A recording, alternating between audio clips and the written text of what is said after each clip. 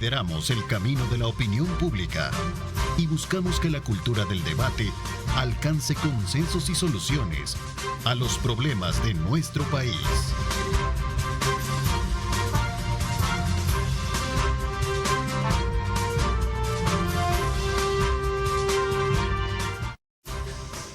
¿Qué tal? Muy buenos días, El Salvador, ¿cómo están? Qué placer enorme saludarles. Gracias a nuestros colegas de Telenoticias Megavisión por darnos esa información desde muy tempranas horas de la mañana, ponernos al tanto de cómo está el país y el mundo con las noticias. Bienvenidos, vamos a continuación a conocer un informe recientemente dado a conocer por la Fundación Salvadoreña de Apoyo Integral FUSAI, en coordinación también con la Facultad Latinoamericana de Ciencias Sociales Flaxo, en la cual presentan el estado actual de la micro y pequeña empresa en nuestro país, la otra cara de la economía. Un tema muy importante que me gustaría que le pongan muchísima atención. Antes le presento a continuación el siguiente informe.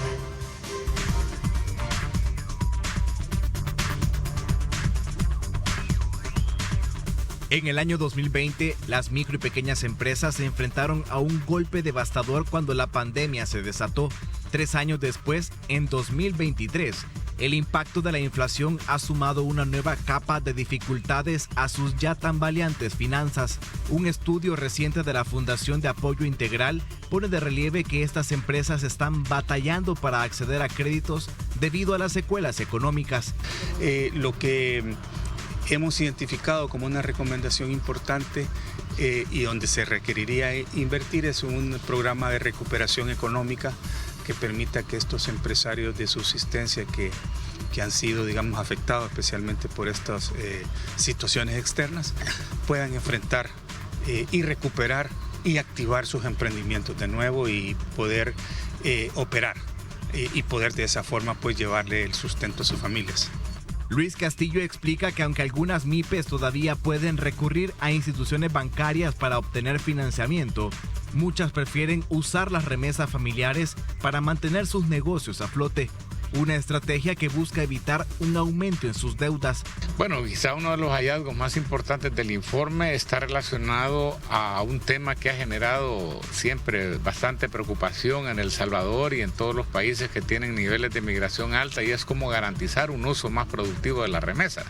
El estudio lo que nos reportó pues es que en El Salvador, en contraste de lo que pasa a nivel del conjunto de familias que reciben remesas, los microempresarios dedican un porcentaje sustancialmente mayor de las remesas que reciben al fortalecimiento de sus negocios.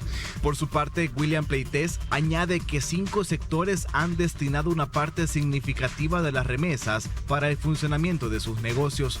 Entre ellos se encuentra el sector agropecuario, el transporte y el comercio. La Fundación considera que su más reciente estudio puede ser útil para que el Estado identifique los sectores más vulnerables y diseñe un plan de recuperación económica que ayude a lograr una mayor estabilidad en estos negocios.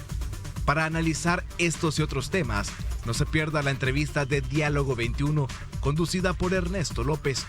Reportó Jonathan Cortés.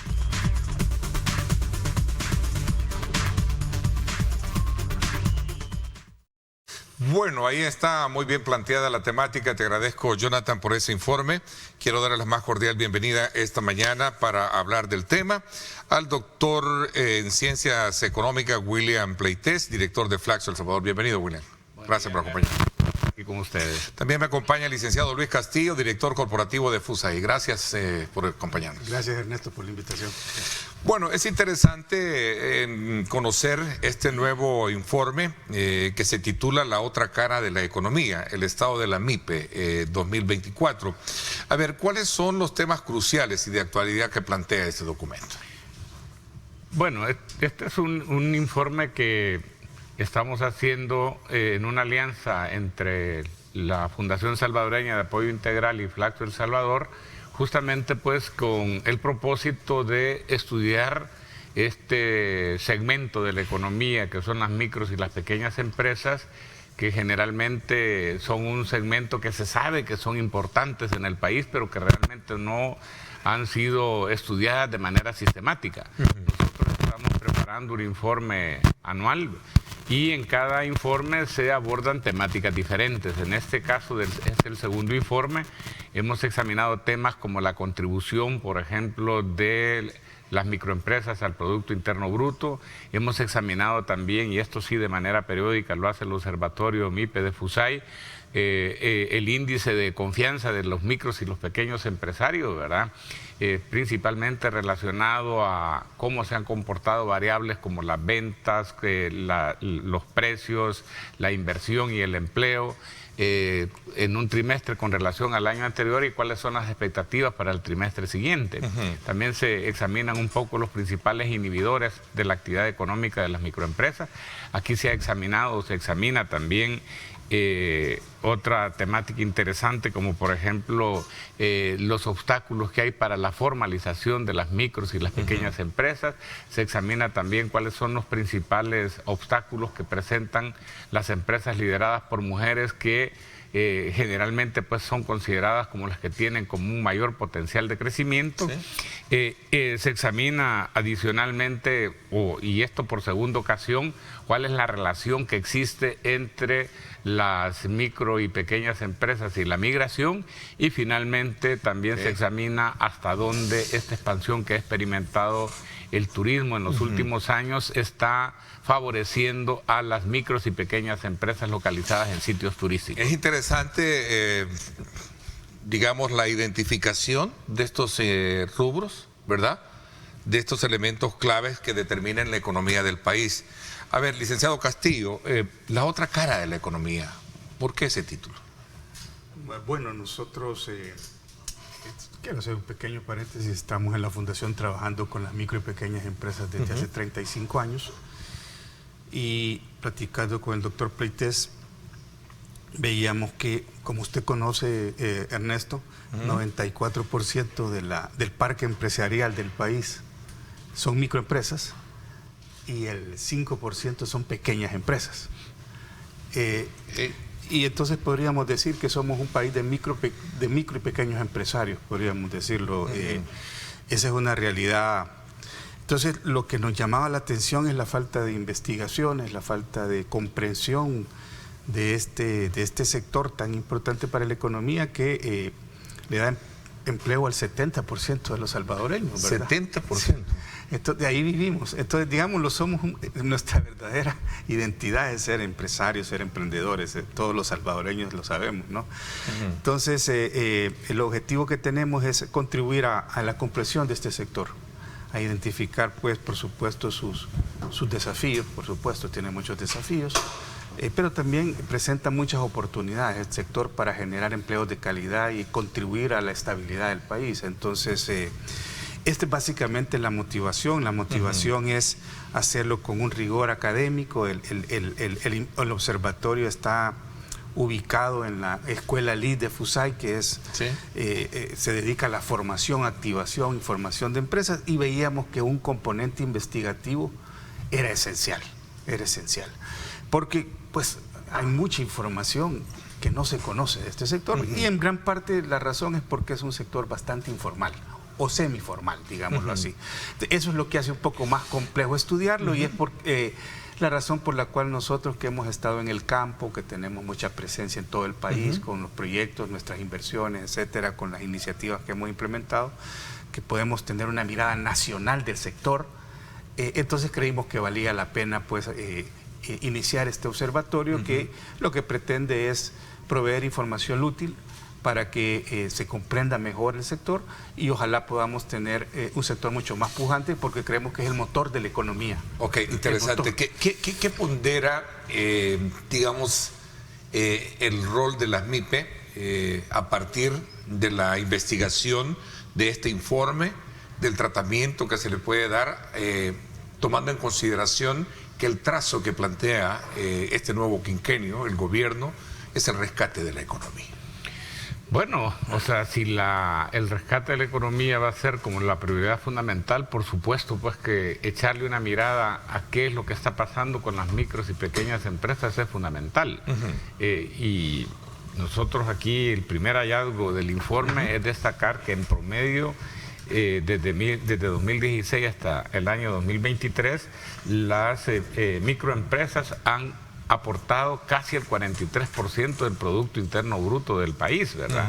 Y que si lo vemos ya desde otro indicador, que es como ya el que tiene más que ver con el poder adquisitivo de la población, que sería el ingreso nacional bruto disponible, nosotros lo que tenemos es que las microempresas estarían aportando casi el 35% del ingreso nacional bruto disponible. Pero como decía el licenciado Castillo, la importancia socioeconómica no se limita ahí. Adicionalmente, 7 de cada 100 empleos provienen de la micro y la pequeña empresa. Por otro lado, tenemos también pues que este es un segmento, un sector donde el 60% de las personas propietarias de los negocios son mujeres. Y quizá otro elemento que también es importante tenerlo en cuenta es que se trata de empresas que están esparcidas por todo el territorio. Incluso, y con un ingrediente, y el ingrediente quizá más importante, la pregunta que hacía, ¿verdad? ¿Por qué la otra cara de la economía? Porque generalmente hemos estado acostumbrados a estudios macroeconómicos donde prácticamente centran la atención en ese otro segmento, llamémosle así, que serían las medianas y las grandes empresas, ¿verdad? Que son importantes, pues, y toda aspiración de cualquier pequeño y mediano empresario es llegar a ser grande, ¿verdad? Pero, ¿cómo se llama? Los estudios macroeconómicos de la mayoría de instituciones están centrados justamente en lo que pasa con el resto, ¿verdad? Y nosotros lo primero que queríamos destacar es que cuando hablamos de las MIPES no estamos hablando del lado oscuro de la economía, sino que del lado oculto de la economía, ¿verdad? Entonces, y así como pasa con la luna, ¿verdad? Que uno ve el lado oculto, que es el más grande, pero obviamente se deslumbra por lo que pasa en el lado visible. Esto lo voy a de alguna manera concatenar con algo que no sé si contigo a lo largo de la historia que hemos estado acá en este oficio, el periodismo y tú en el área especializada de la economía, sostener lo que siempre he dicho. Esos micro, esos medianos, esos pequeños empresarios son los héroes anónimos de la economía nacional, ¿no? Sí, no, estudiamos un poco el tema de la mujer, que yo creo que es muy relacionado con lo que tú dices, Ernesto. Las mujeres conforman el 60% de las micro y pequeñas empresas. Estudiamos un poco la situación de las mujeres, nos encontramos que el 35% de las mujeres tienen que, además de manejar una microempresa, dedicar exclusivamente su tiempo, es la única que le ayuda al cuidado al cuidado de sus familiares o al trabajo doméstico. Y entonces tenemos ahí pues una demanda de tiempo, una saturación de actividades que evidentemente nos muestran el rostro femenino, digámoslo, del emprendedurismo del país, ¿verdad? Que, como tú dices, hay que enseñar el sombrero pues al esfuerzo que hacen todas estas emprendedoras en el país. Ok, son varios capítulos que presenta el informe, ¿no? Exacto. Hay un elemento que me gustaría, y en honor al tiempo, correr en el mismo, porque a lo largo de la historia también de estos héroes anónimos, hemos visto cómo el tema del financiamiento, el acceso que ellos puedan tener y aquellas oportunidades, de alguna manera ha representado quizás uno de los más grandes obstáculos. Entiendo, y a la lectura del informe, así resalta también este punto en particular, ¿no? Completamente, ¿verdad? Y sobre todo este problema nosotros lo investigamos a nivel general, pero lo vemos también, lo vemos tanto en el capítulo 2 como en el capítulo 5, si uno ve, por ejemplo, en el mensaje número 2, en el hallazgo 2, que dice: la confianza empresarial de las microempresas en El Salvador se está debilitando con implicaciones preocupantes para el empleo, la inversión y el crecimiento.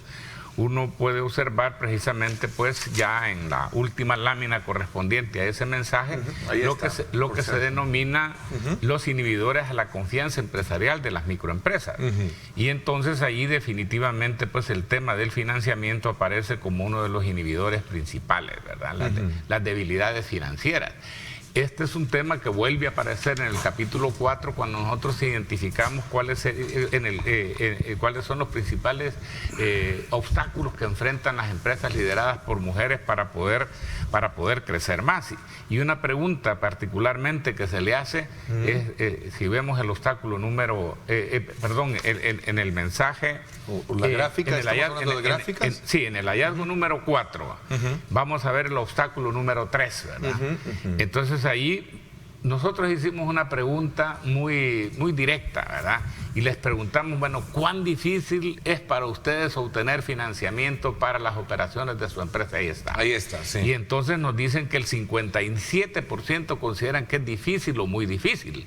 Y eso pese a que El Salvador es uno de los países que más ha avanzado en las microfinanzas desde los años 90 a la fecha. Acordémonos de que prácticamente este era un sector donde yo diría que allá por los años, antes de los años 90, casi que era atendido predominantemente por los usureros. Ahora ha habido una expansión fuerte de las microfinanzas, pero aún así, ¿verdad? Hay dificultades. Claro, estas dificultades que están experimentando ahora muchos de estos microempresarios, esto está relacionado, por supuesto, con un tema del golpe que le pegó precisamente la pandemia del COVID-19, como se mencionaba al principio, ¿verdad? Que ha dado lugar a que muchos microempresarios se hayan atrasado en sus deudas, han asumido algunas deudas para contraer otras, ¿verdad? Y en algunos casos inclusive han dejado de pagar los créditos. O sea, son dos elementos que han tenido un efecto muy fuerte: el sobreendeudamiento por un lado, ¿verdad? Bueno, perdón, la pandemia por un lado, que los ha llevado a un sobreendeudamiento, y el otro fenómeno que se mencionaba, que es la inflación. Ernesto, a mí me gustaría resaltar algo, ¿no? Resaltar en la gráfica, ¿sí? Tú puedes darte cuenta que el 42% tienen problemas crediticios con su historial y el otro 25% con las deudas, que no puede pagar sus deudas. Entonces, si sumamos esto, el gran problema es que las personas están ahogadas financieramente y no pueden pagar sus deudas. Entonces, creemos que el tema acá es cómo hacemos para recuperar la capacidad crediticia y reestructurar las deudas de estos empresarios para que puedan volver a financiar sus negocios. Mira, aquí voy a tocar un tema que resuena muchísimo en el reclamo, en la denuncia de la población y igual emprendedores, que es este mecanismo también, sin menospreciar el factor origen que conlleva al problema. Uno fue la pandemia, bien lo sitúa el informe.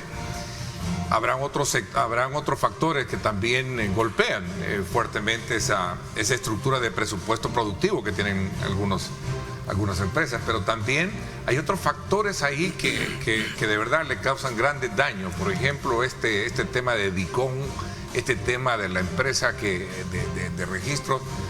Entiendo que ya el gobierno está examinando por hacer desaparecer esa, ¿verdad? Porque esos son de los grandes problemas que tiene hoy en día.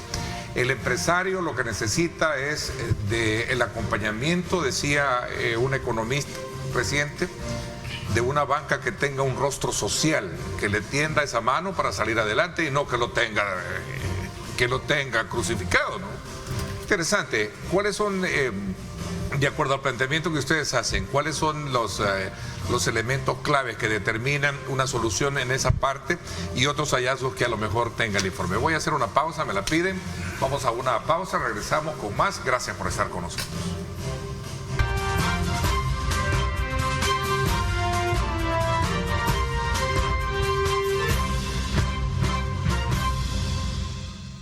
Bueno, aprovechamos a esta hora de la mañana, como siempre, invitarles a ustedes a que disfruten de un café rico, el café perfecto de la mañana. Y continuamos nuestra conversación con el licenciado Luis Castillo, director corporativo de FUSAI, y también William Pleites, director de Flaxo El Salvador. Y estamos, desde luego, escudriñando de forma puntual el segundo informe denominado El Estado de la MIPE 2024, la otra cara de la economía. Había un elemento también que destaca en uno de sus contenidos, el tema de la formalidad, que viene siendo también el peso que carga este sector y que, quieras o no, pues representa también otro de los grandes desafíos.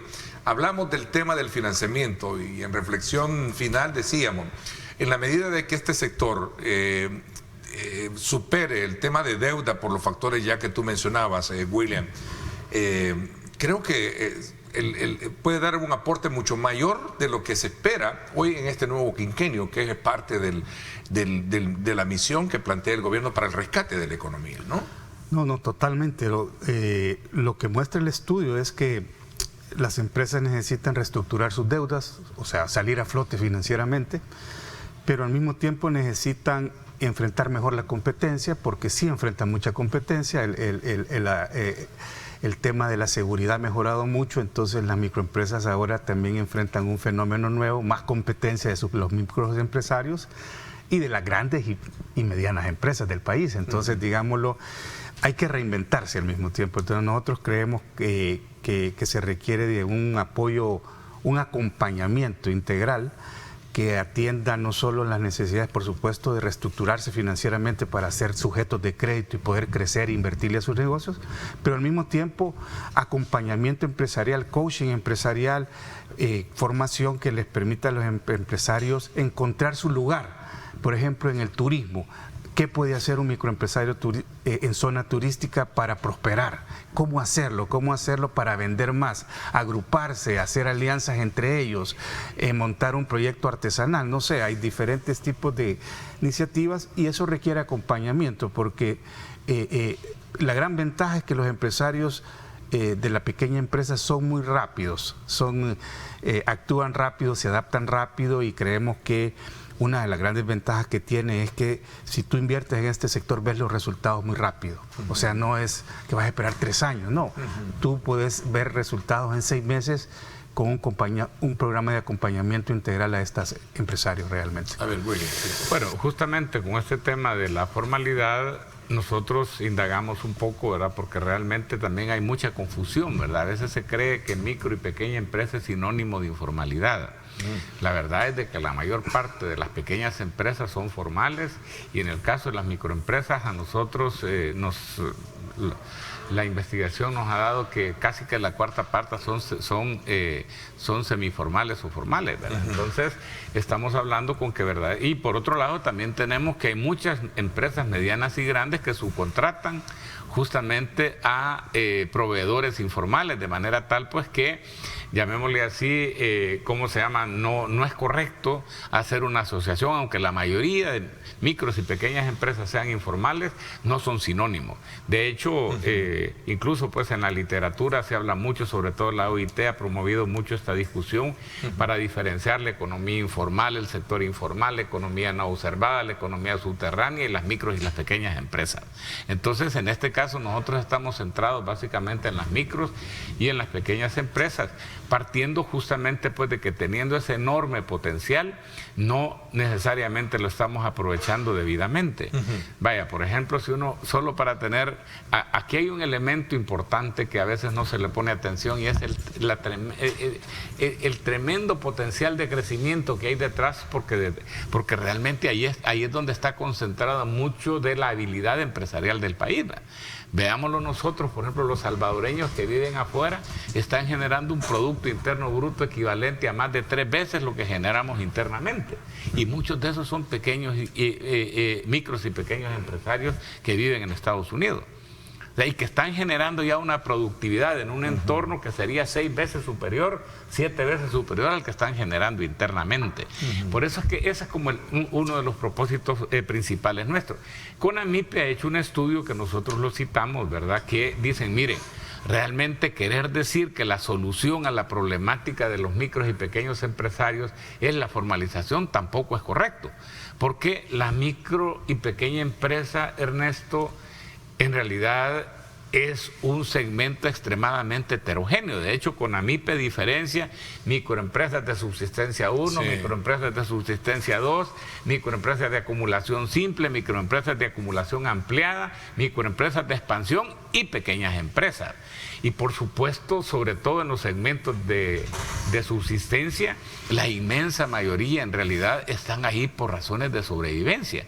No están necesariamente porque realmente visualizan a largo plazo una oportunidad de desarrollarse como empresario, aunque sí hay un vivero de empresarios ahí. Y hay mucha gente que pasa a acumulación simple, pasa a acumulación ampliada, y algunos que terminan haciendo empresas pequeñas, medianas y grandes, ¿verdad? Entonces, eso es importante tenerlo en cuenta, porque, por ejemplo, si uno le apuesta, como ha sido mucho, decir, no, vamos a tratar de forzar la formalización, pero dice el estudio de CONAMIPE, mire, lo que pasa es que con la legislación que tenemos en materia tributaria, por ejemplo, una empresa con que tenga ventas de 400 o 385 dólares tendría que ser obligada a llevar contabilidad formal, a retener IVA, a pagar AFP y a pagar seguro social, cuando probablemente sus ingresos con esos niveles de venta, que serían esas microempresas de subsistencia, solo para pagar esos no son ni siquiera $100 mensuales.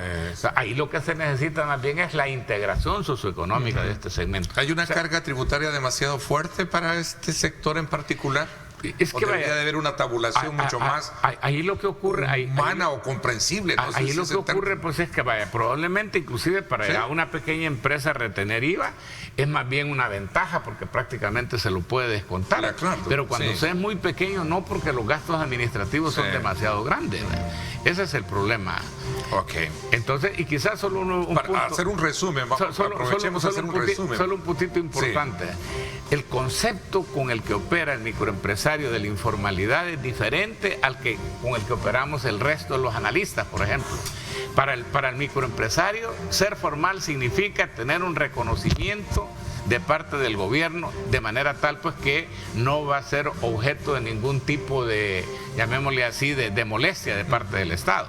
Para ellos, con que le reconozca la alcaldía, con que le reconozca el gobierno central y saber que están, llamémosle así, tranquilos con la ley, eso es sinónimo de informalidad, más que estar pagando, por ejemplo, para el IVA, la AFP o para el Seguro Social. Ok, el tiempo lamentablemente se nos está agotando. A manera de conclusión, ¿qué hacer con este informe? ¿Qué va a pasar? Bueno, nosotros estamos en una labor de difusión. Esperamos que tocamos 4 o 5 aspectos que nos parecen importantísimos para hacer de las microempresas parte de la solución y contribuir a los objetivos de activación económica del país.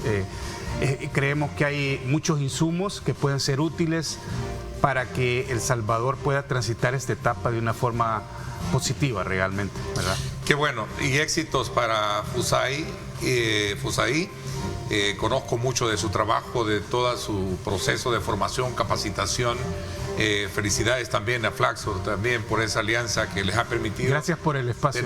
Tener este documento que sin duda alguna representa un mapa para construir un futuro próspero de un sector muy importante como es el sector de las MIPES, ¿verdad? Si quisieran bajar el informe completo. ¿Dónde lo podemos encontrar? Sí, qué bueno. Es un informe bastante grande. Está en línea, ¿no? Está en línea en el Observatorio MIPE de FUSAI, Escuela LID, pueden encontrarlo y pueden bajarlo gratis, por supuesto. Ahí lo pueden encontrar entonces en el portal de FUSAI, ¿verdad? Gracias. Bueno, gracias, William, qué gusto Ernesto, también haberte visto. De nuevo. Gracias también. A la hora. Les agradezco muchísimo, Luis. Gracias por habernos acompañado esta mañana. Nos vamos a la pausa. Cuando regresemos, continuamos nuestra conversación, nuestra segunda parte del programa. Vamos a hablar acerca del tema relacionado con la propiedad intelectual y el lanzamiento de la plataforma Crea Empresa. Este es un tema bien interesante que está íntimamente vinculado a esto, porque el CNR ha lanzado un portal, una ventanilla virtual para facilitar la formación de su propia empresa, ¿no? Y eso es lo bueno, facilitarle. Muy interesante. Este es un tema que lo vamos a complementar cuando regresemos. 7:31. Gracias por estar con nosotros.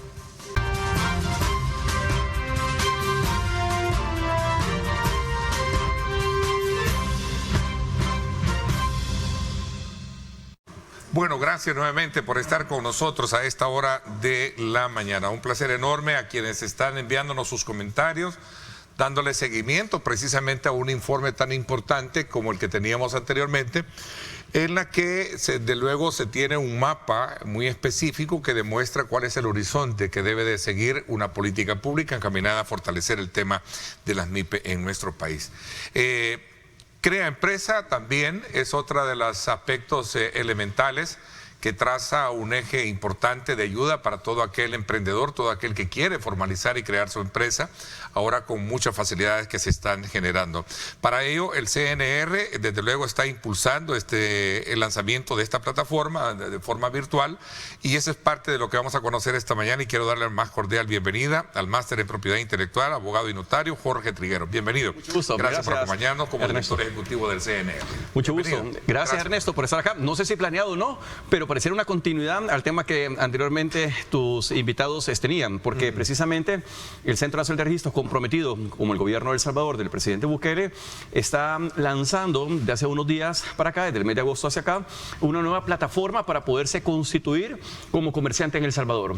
Así que Crea Empresa es esa solución, es esa nueva plataforma o ventanilla única de trámites donde cualquier empresario que desea constituirse como sociedad o comerciante individual puede hacerlo, aprovechando el nuevo esquema que precisamente el gobierno de El Salvador a partir de febrero de este año también ha lanzado, como son las sociedades por acción simplificada. Así que es un conjunto de elementos que nos gustaría que quizás en este tiempo lo pudiésemos platicar. De hecho, el propósito es conocer un poco más digamos, este nuevo programa, este nuevo proyecto, este lanzamiento, en la cual se busca formalizar una empresa con trámites, dice, más rápidos, a menor costo y todo en línea. Se trata de una ventanilla única virtual donde se puede llevar a cabo todos los trámites que se necesitan para formalizar la empresa. Se llama creaempresa.gov.sv. Correcto, ¿sí? Es así. Veamos un poco los alcances de esto. Bueno, veamos. Básicamente, Ernesto, quizás hablar un poquito de antecedentes, porque es importante decirle al público, a nuestra población, de dónde venimos. Y anteriormente existía una plataforma que ha evolucionado. Así nos gusta plantearlo, como una evolución en una plataforma tramitológica. Nos gusta pensar que estamos dando solución a problemas que en el pasado no se pudieron atender, como era en algún momento el hecho de poderte constituir de forma rápida, fácil, sencilla, barata y en múltiples instituciones al mismo tiempo para poder operar como comerciante, que es el principio básico. Yo creo que todos los funcionarios y la población en general estuvo claro el 1 de junio cuando el presidente Bukele estableció y dijo, bueno, el tema de seguridad hemos cumplido, pero ahora nos toca otros 5 años y esos 5 años le vamos a apostar por un tema económico. Siendo así, entonces la apuesta es por tratar de facilitar la forma de hacer negocios en el país. Y facilitar la forma de hacer negocios significa la forma en cómo se va a constituir a alguien, ya sea nacional o extranjero. Y esta página o esta plataforma lo que viene es a brindarle a cualquier ciudadano, cualquier empresa, la posibilidad de formalizarse, la posibilidad de hacer negocios en el país y sacar toda la documentación necesaria para poder operar conforme las leyes establecen y de forma rápida, electrónica y sencilla. Ok, hablando un poco de manera concreta y específica con el punto, los requisitos son más, digamos, factibles de poderlos presentar, ¿o cómo? Sí. Veamos, esta nueva página o esta nueva plataforma lo que pretende, Ernesto, es desde un solo lugar poder hacer múltiples trámites de forma más sencilla. Veamos, el gobierno de El Salvador, a través de iniciativa del presidente Bukele, el año pasado, en diciembre, presentamos a través de la ministra de Economía una iniciativa para modificar el Código de Comercio. El sistema en el que en El Salvador tú te puedes constituir para hacer negocios son básicamente dos. Y opera casi igual en cualquier parte del mundo, Ernesto. Uno, como comerciante individual y otro es como comerciante social. Como comerciante individual, tú desarrollas individualmente las capacidades para poder brindar servicios, productos a cualquier área de gobierno, de la población en general, y como comerciante social son las famosas sociedades. Y las sociedades, como las conocemos, son las sociedades anónimas, de responsabilidad limitada, etcétera. Pero una primera iniciativa que tuvimos fue en diciembre poder presentar una reforma al Código de Comercio para que el esquema social que ya existe en El Salvador, que todos lo conocemos, 5 esquemas sociales que ya vienen operando, las de responsabilidad limitada, las sociedades anónimas, de capital variable, entre otras, pudiese haber una sexta. Y esa sexta nosotros la denominamos, bueno, ya la habían denominado en el pasado, pero nosotros lo retomamos en El Salvador SAS. Sociedades por acción Sí, simplificada. sí. Y las famosas SAS, que son, Ernesto, no son más ni nada menos que creadas desde hace 50 años en Francia, retomadas por Colombia, por Ecuador y Paraguay de forma exitosa. Es un modelo de sociedad en la que es fácil constituirte, es decir, en la que es fácil realizar la actividad económica. ¿Por qué? No requiere notario. Entonces, si antes tenías que ir donde un notario a constituirte, como son las sociedades Que ya era anónimas, un costo... honorarios carga profesionales, para el una presupuesto. carga que podrían dar Sí. profesionales Hoy lo puede hacer directamente, ¿no? llenando un formulario físico o electrónico. Segundo, lo haces con un tan solo $1 para poderte constituir. Antes se requerían 2.000 Sí. y pagaderos en el momento 100, Sí. que es el 5%. Ahora con un tan solo $1. Tercero, lo haces por un formulario físico o electrónico. Quiere decir que salvadoreños de la diáspora, que ya lo hicieron, por cierto, te cuento, pueden desde Los Ángeles, por poner un ejemplo, Sí. llenar su formulario, firmar electrónicamente y perfectamente constituir su sociedad en El Salvador. Además de eso, no paga derechos de registro porque se hizo una dispensa por un año para poder hacerlo y significa entonces que te sale gratis. Hay un año, ¿no? Todavía Hay no un ha año. concluido. Okay, para No ha concluido derechos de todavía y ese año tú puedes constituirte. Ahora bien, las SAS son un mecanismo electrónico para poderte constituir como sociedad. Ahora bien, ¿qué sucedía? Que viendo estos avances que hemos tenido, la plataforma que anteriormente existía no tenía la capacidad para albergar nuevos tipos de sociedades ni nuevas formas de esta índole. Entonces nos embargamos a o nos pusimos un reto de crear una nueva plataforma. Y eso es Crea Empresa. Crea Empresa es una plataforma por medio del cual, si tú te quieres constituir y debes constituirte como sociedad anónima, como SAS, sociedad responsabilidad limitada o como comerciante individual, tú ingresas a la plataforma y desde ahí paso a paso te vas constituyendo. Y tenemos una ventaja. Nos gusta pensar que es, digamos, acá hay un aforismo o hay un término que lo resume bastante bien, le llaman One Stop Shop, o parada de un solo lugar donde tú puedes comprar muchas cosas. En este caso es una base o una plataforma de un solo paso en donde puedes sacar ante el CNR, evidentemente, la constitución de tu sociedad, independientemente del esquema que escoges. Segundo, sales con tu NIT, porque tienes que operar con NIT. Las sociedades operan por medio de un NIT, un documento tributario, con tu número de también registro de contribuyente o NRC, o también llamado por algunos IVA. Sí. El otro es tu establecimiento de local ante el Ministerio de Trabajo. También puedes de una sola vez hacer tu registro de patrono ante el Seguro Social y además puedes hacer de una sola vez el sistema de planilla única que tiene la superintendencia del sistema financiero para que también tengas tus cuentas con las AFP del país. Adicionalmente, también puedes constituir o puedes presentar en esa misma plataforma el registro para registrarte, ya sea en la alcaldía de Santa Ana, en la alcaldía de San Salvador y nuevas alcaldías que se están sumando a esta plataforma.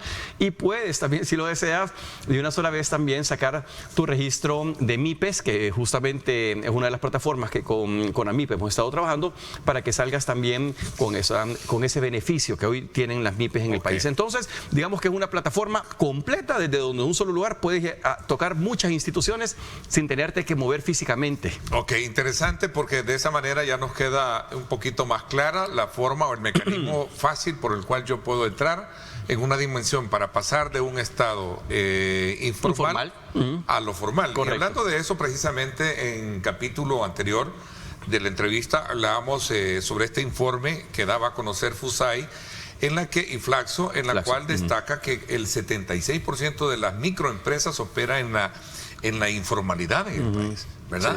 Sí. Y el 24% restante de un sector semiformal que cumple con algunas obligaciones legales. Ahí hay un gran reto, entonces. Sí. Ahí está una gran... Y notamos nosotros eso. ¿Cuáles son los beneficios?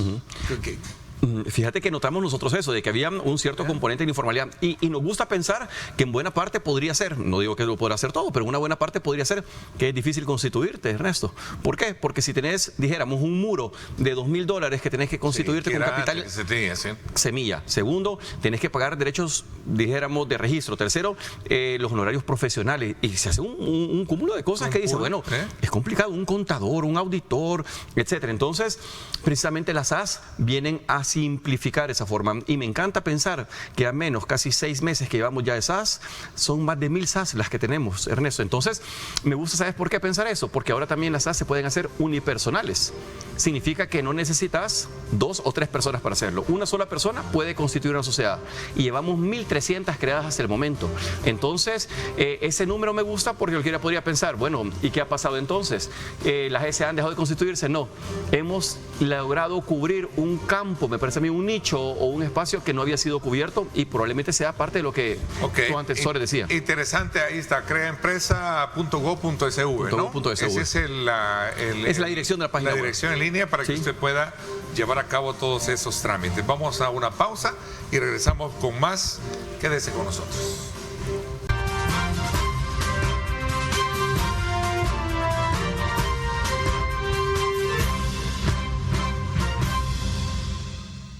Bueno, gracias nuevamente por estar con nosotros a esta hora de la mañana. En términos concretos, ¿cómo de alguna manera crea empresa? Y voy a salir un poco esto porque quiero hablar también sobre este tema de la ley de propiedad intelectual, que creo que es un tema que no podemos pasar por alto, como parte de ese, digamos, factor de fortalecimiento de una marca, de una imagen, que hoy en día, pues debido a todos estos movimientos creativos que se dan en el mercado, cualquiera vulnera, ¿no? Y ahí viene una responsabilidad que a la larga pues se vulnera.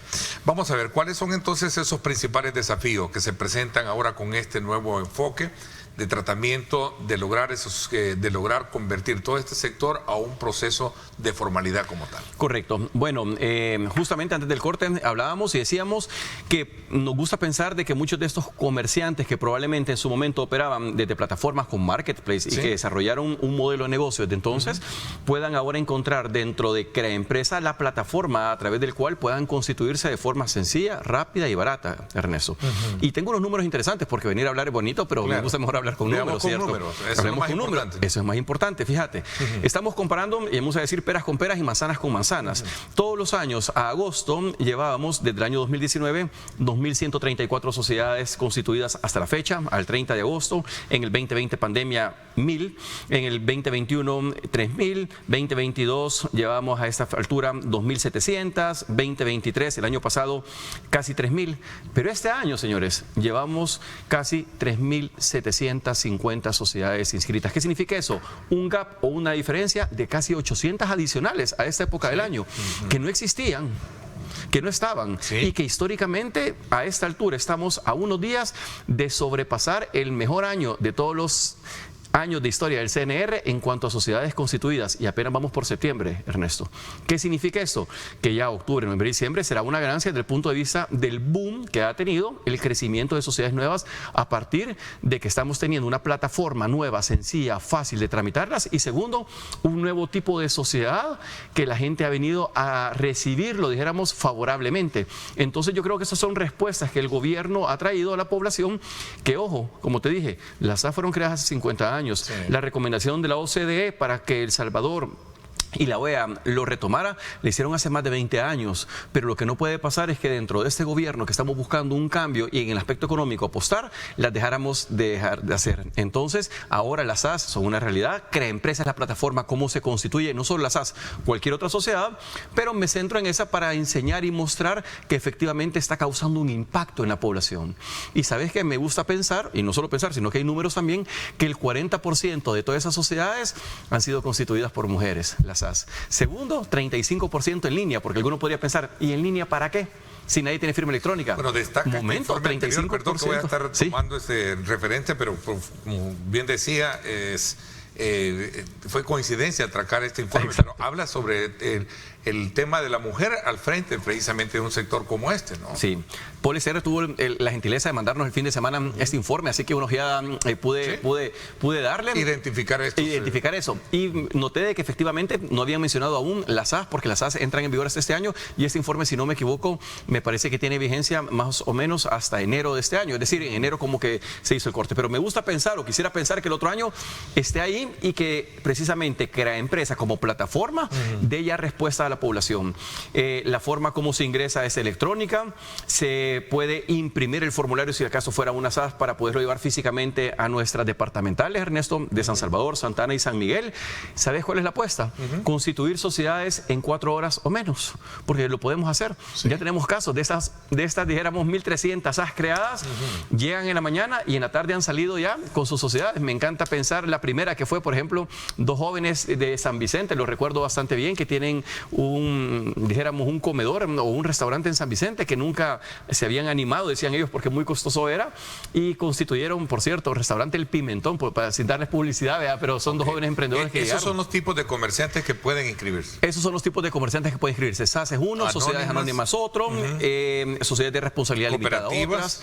Cooperativas también se pueden, dentro del CNR también. ¿Y esta comandita por simple comanditas por acciones, que son la forma en la cual son tipos societarios marginales, te lo tengo que decir sinceramente, Ernesto, porque el 90% de todas las sociedades en El Salvador, 95 son sociedades anónimas, tú lo sabes, las SA. Claro. Entonces estas son excepcionales, que en ocasiones para propósitos determinados la gente las constituye, como decís, cooperativas, por ejemplo, con un fin cooperativista, con un fin de responsabilidad limitada, que son más de tipo excepcional, pero principalmente en El Salvador son las sociedades anónimas las que se han venido constituyendo hasta la fecha. ¿Y por qué digo hasta la fecha? Cosa curiosa, ayer, antes de venir a esta entrevista y preparándonos un poco, mirábamos de que en agosto de ese año las SAS sobrepasaron a las sociedades anónimas como un hecho o un hito sin precedentes. Nunca habíamos tenido que este nuevo tipo de sociedad, que fue en febrero, el 12 de febrero, que se echó a andar, fuera a sobrepasar a nuestras sociedades anónimas que ya tienen tanta fama y reputación y la gente las conoce tanto. Pero ¿sabes qué? Agosto, las SAS le ganaron a las SA. Y bueno, nos llama la atención y nos gusta de que hemos avanzado muchísimo en ese tema, y esta plataforma invitamos a la población que haga uso de la misma. Es una plataforma sencilla, hay videos tutoriales, por cierto, en la página web de YouTube del CNR. Qué bueno eso, exactamente.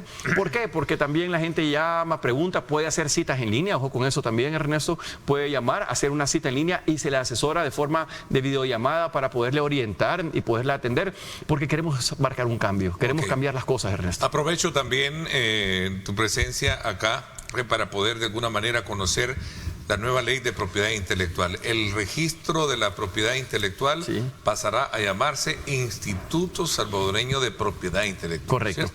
Sí, gracias a precisamente la iniciativa del presidente Bukele, materializada también a través de la señora ministra de Economía, quien nos apoyó precisamente en la presentación y en la realización de esta nueva ley. El CNR cuenta ya con una nueva ley de propiedad intelectual, una ley que viene a cambiar el esquema de propiedad intelectual en el país de forma favorable y sencilla, dijéramos, porque a eso le apostamos.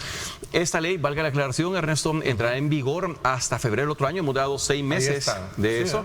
Sí, y lo que buscan, dijéramos, o lo resumo yo, en gran medida, haciendo el hecho que ahora los trámites que en nuestra actual y anterior ley de propiedad intelectual, que estaba dispersa, por cierto, había una ley de marcas por un lado, una ley de propiedad intelectual del otro, y decía, bueno, y las marcas que no son propiedad intelectual, sí, pero están en otra ley diferente, y había una dispersión que no ayudaba en nada al esquema de propiedad intelectual. Ahora una sola ley en donde se regulan tanto los derechos de autor, las marcas, las patentes, y donde se va a poder hacer los trámites de forma electrónica, de forma sencilla.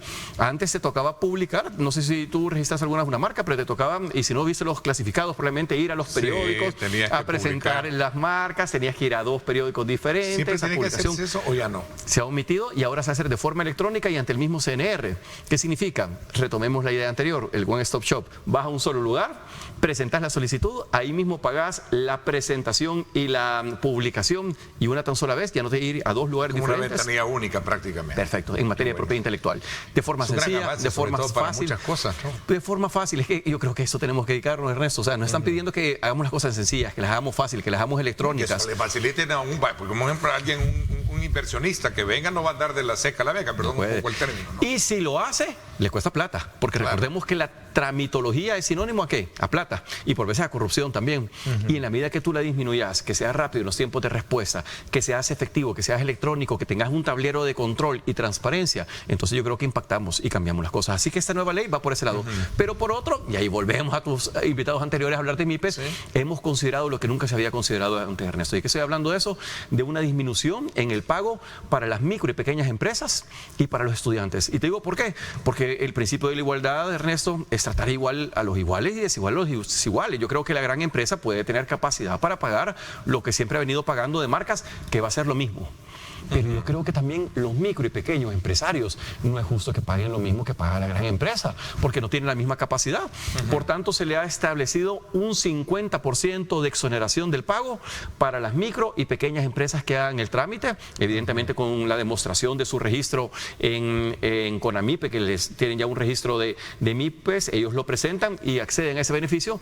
Y también los estudiantes, Ernesto, porque tú ya lo mencionabas, cuántos casos no conocimos de ferias de ciencias, de exposiciones en las cuales a las personas les robaron sus inventos, sus ideas, sus marcas, y después los estudiantes se quedaban y bueno, ¿y aquí qué pasó? Vea, y las ven ya publicadas y fortalecidas. Eso ya no puede volver a suceder y queremos cuidarlos. ¿Y cómo? Con esa exoneración del 50% y en algunos casos a través de convenios hasta exoneración del 100%, para que nuestros estudiantes los motivemos, sus tesis, Ernesto, las puedan presentar, las puedan documentar como derecho de autor y las puedan documentar como obras, que los que son realmente. Entonces, hemos simplificado los trámites, hemos exonerado de pago al sector MIPE con un 50% o beneficiado incentivado, llamémoslo mejor, con un 50% en cuanto a sus trámites, a los estudiantes también, y la sencillez en hacer los trámites, y en una sola ley ya tenés todo el marco legal de propiedad intelectual, Ernesto. Entonces, yo creo que hemos avanzado en ese campo. Hay un factor muy importante de avance, muy elemental y de ayuda para eso. Antes quiero pedirte las disculpas, te presenté como Jorge Triguero, ¿no? Hubo acá un error de... No, pero es mi nombre, Jorge. Lo que pasa es que me conoce más como Camilo Trigueros, pero no está mal. Pero bueno, sí, puede ser, sí, ya en casa estaba Jorge, que era mi papá, y entonces me decían yo como Camilo. te conozco por igual, ¿verdad? Entonces... Sí. Pero bueno, lo cierto es que este tema de la propiedad intelectual, ¿cuánto hoy en el mercado se representa, digamos, un gran desafío sabiendo que tenemos un mundo globalizado y digital? Totalmente. Yo creo que es importante ver quizás aquí en la mesa y entonces agarramos aquí rápidamente un celular y decimos, mira, esta marca es la más famosa, ¿sí? Y hoy por hoy la marca de la manzanita, la marca de la G de arcoíris y la marca del software que tenés y estás ocupando en tu computadora, ¿verdad? Son las 3 empresas más fuertes a nivel mundial y lo son por el desarrollo, ¿saben de qué? De su propiedad intelectual. Podemos pensar, bueno, ¿y cuántos edificios tendrá la empresa Apple en el país, ¿sí? O en el mundo? Pocos, pero ¿sabes cuál es el valor que tienen? Innovación y el valor de su marca. Esa manzanita puesta en un producto alcanza valor. ¿Por qué? Porque precisamente la marca ahora son los activos que le brindan mayor valor a una empresa. No son las propiedades que tienen, no son los activos físicos, las computadoras, son el valor que tienen sus activos intangibles, tales como las marcas, los inventos, los desarrollos, los derechos de autor o sus obras. Entonces, plataformas como por ejemplo Amazon tiene el valor que tienen no por sus edificios, sino que por la plataforma y la ingeniería que desarrollan. ¿Qué quiere decir eso? Protejamos la propiedad intelectual en El Salvador, Ernesto. ¿Qué aporte a nivel de competitividad le genera esto a una empresa? Muchísimo. Te pongo un ejemplo. El año pasado, por ejemplo, ya las personas en El Salvador, bueno, ¿sí? El año pasado y hace mucho tiempo, pueden establecer su marca como una garantía para acceder a créditos. Wow. Imagínate qué interesante eso. Interesante, ¿no? Y el año pasado tuvimos el récord que hemos tenido histórico de una garantía en materia de propiedad intelectual. Y aquí el registro de propiedad intelectual, una aerolínea internacional, garantizó su marca por $2.000 millones para acceder a un préstamo. No dejó su edificio, no dejó sus instalaciones, no dejó sus aviones. ¿Sabe qué dejó de garantía? Su marca. Entonces estamos viendo que la digitalización del mundo y la globalización te lleva a que precisamente protejas la propiedad intelectual y que cuides aspectos como las marcas, porque son las que te dan valor a tu compañía. Bueno, ha sido un día miércoles muy interesante, muy nutrido para poder de alguna manera hilvanar ambos temas que hemos tenido este día y que han sido muy complementarios. Me quedo todavía con ese sabor a seguir conociendo más, particularmente de temas muy importantes que tienen que ver con el fortalecimiento de ese brazo productivo de sectores tan importantes como son las MIPE y sobre todo también aquellos sectores que están seguramente en la informalidad, pero que necesitan también de contar con esa ruta que les permita llegar a tener aspectos mucho más determinantes en el desarrollo de sus negocios. Así es. Definitivamente. Gracias. Entonces sería Jorge Camilo Camilo Trigueros. Camilo Trigueros, ya ves. Entonces, gracias Camilo por habernos Gracias a ti, acompañado. Ernesto. ¿Abierta la invitación o para continuar? De verdad que el tema es interesante. Quizás se me queda nada más en el tintero rápido el hecho de que hemos cerrado el año pasado con un récord de marcas solicitadas y un tema interesante. Las vinculadas a turismo y a restaurantes han sido ahora las número 1 en El Salvador, cuando antes eran las número 5 o 7 en número de solicitudes. Entonces, hay un cambio en el país que vale la pena quizás que lo podamos atender. Bueno. Y lo segundo, invitar a la población a que llegue a las instalaciones del CNR, que ocupe la plataforma de empresa.go.sb para hacer sus trámites y poderse constituir y asignar y asimismo también llegar a nuestras instalaciones en San Salvador para registrar sus marcas, derecho de autor y sus trámites de propiedad intelectual. Interesante. Por cierto, Morena Valdés, ministra de Turismo, estará hoy en Pulso Ciudadano. No se lo pierda. 8 de la noche, Canal 21 y 9 por Canal 19. Gracias. Nuevamente, Ernesto, por mi parte, gusto. esto es todo por hoy. Pásenla bien y como siempre recuerden lo más importante, amar a Dios sobre todas las cosas. Lideramos el camino de la opinión pública y buscamos que la cultura del debate alcance consensos y soluciones a los problemas de nuestro país.